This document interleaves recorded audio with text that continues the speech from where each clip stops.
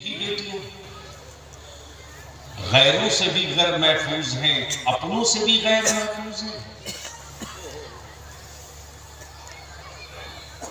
कल तक गैरों की बुरी निगाह से बचाने के लिए हमारा बच्चा खड़ा होता था, आज मेरी ही कौम के बच्चों की बुरी नजर से बचाने के लिए हमें तावीज लिखवाना पड़ रहा है। हम यहां पहुंच चुके। इन्हीं सारे मुद्दों पर आज का ये तहरीक बेदारी है। तो आप हमें बताएं कि क्या प्रोग्राम खत्म कर दिया जाए? 3 आदमी बोले,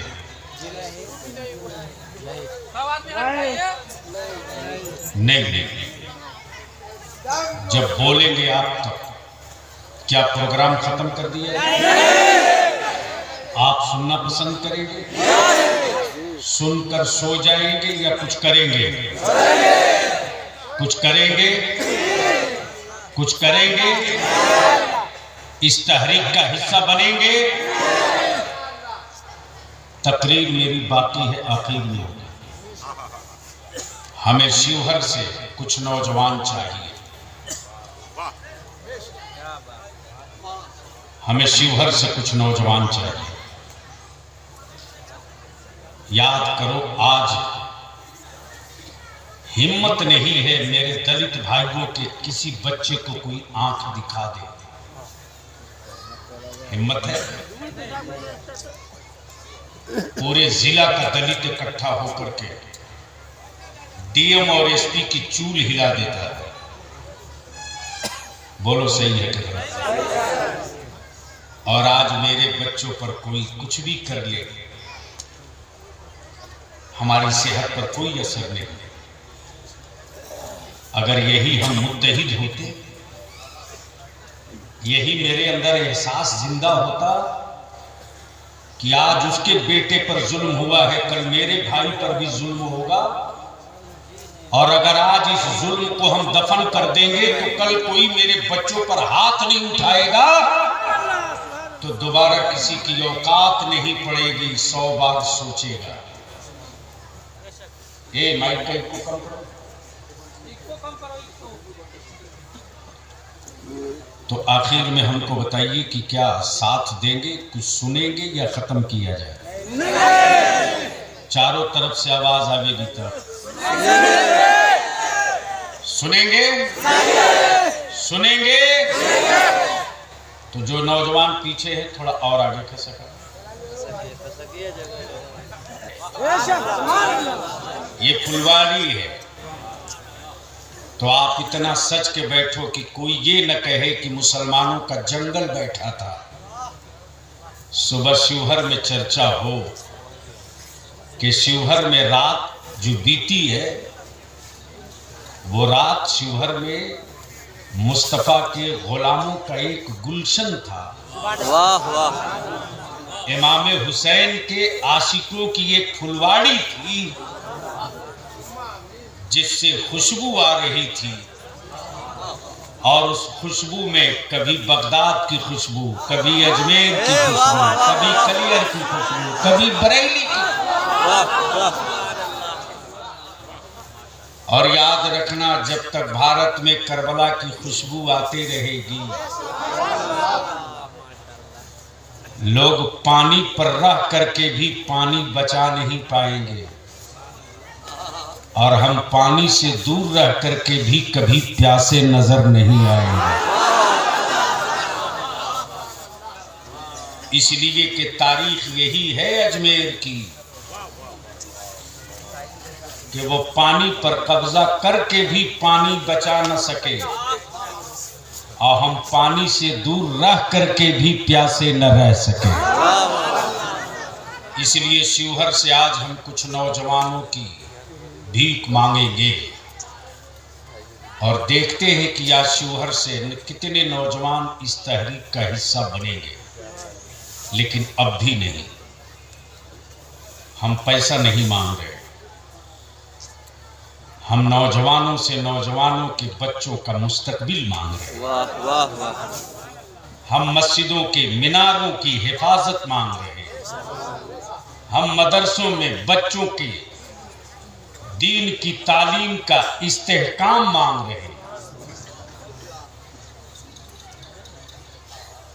इसलिए अब आइए उस आलिम और उस खतीब को आपके बीच में पेश कर रहा हूं।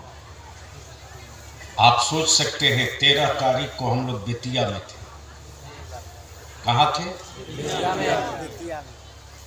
बलियावी साहब को बुलाने के लिए मालूम है ना कितना पापड़ बेलना पड़ता है। कम से कम 3 महीना पहले लाइन लगाओ, फिर भी गारंटी नहीं कि हाँ कहे हैं तो आएंगे कि नहीं। जलसे से ज्यादा जरूरी काम आ जाएगा, कहीं दंगा फसाद होगा तो पहले वहां जाऊंगा। इसलिए कि तकरीर करने के लिए मुझसे बेहतर मेरी जमात में बहुत है, लेकिन जहां मेरे बच्चे राख के ढेर पर खड़े हैं वहां लड़ने के लिए ही बलियावी को रईसुल कलम ने पाला है। वाह वाह वाह। मुझे याद है अल्लामा नुमान साहब हुजूर अमीन शरीयत हमारे मौजूद, जब भागलपुर में दंगा हुआ था तो फेनाहरा से, बगल में है फेनाहरा, मधुबन से, शिवहर से, कहीं से 150 रुपया, कहीं से 300 रुपया, इस तरह से घर से लोगों ने चंदा इकट्ठा करके भेजा था।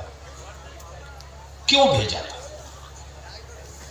क्या भागलपुर में शिवहर वालों का कोई रिश्तेदार था? अरे बोलो ना। नहीं। मौलाना क्यों भेजा? क्या बात है? इसलिए भेजा था ना कि भागलपुर में सब लुट गया है, मेरी बेटियां ठंड में आसमान के नीचे हैं और हम कंबल में हैं। इसलिए भेजे थे ना कि हम तो 3 वक्त खा रहे हैं जो भी अल्लाह ने दिया है। लुटे हुए वो घर के मुसलमान बच्चों को क्या खिलाते होंगे? झाझा से एक औरत ने तकरीबन 300 डब्बा दूध भेजा। दिलकश भाई, 300 डब्बा दूध। जब कोई आकर बोला कि कोई आया है एजेंसी वाला कार्टून में कुछ ले करके, मैंने कहा बुलाओ। जब वो लेकर आया मैंने पूछा क्या है भाई, कहाँ से? तो बताया झाझा से आया है, इसको रिसीव कर लीजिए। खोला तो देखा दूध लिखा हुआ था और उसमें एक चिट्ठी थी। सुनो गौर से, क्या थी? उस औरत का दर्द सुनो।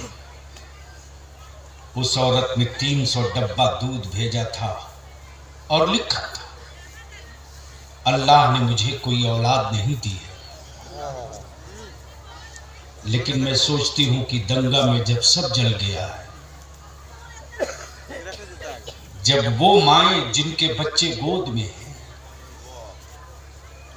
जब उन माओं को रोटियां और खाने नहीं मिले होंगे तो उन माओं के दूध पिस्तानों के कम हो गए होंगे।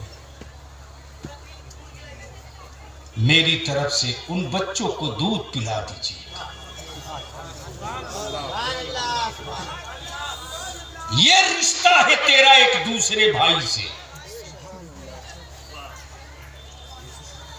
ये रिश्ता है एक ईमान वाले का दूसरे ईमान वाले से। आज इन्हीं मुद्दों पर हमारे उलमा आपसे कुछ आहद लेंगे, वादा कराएंगे।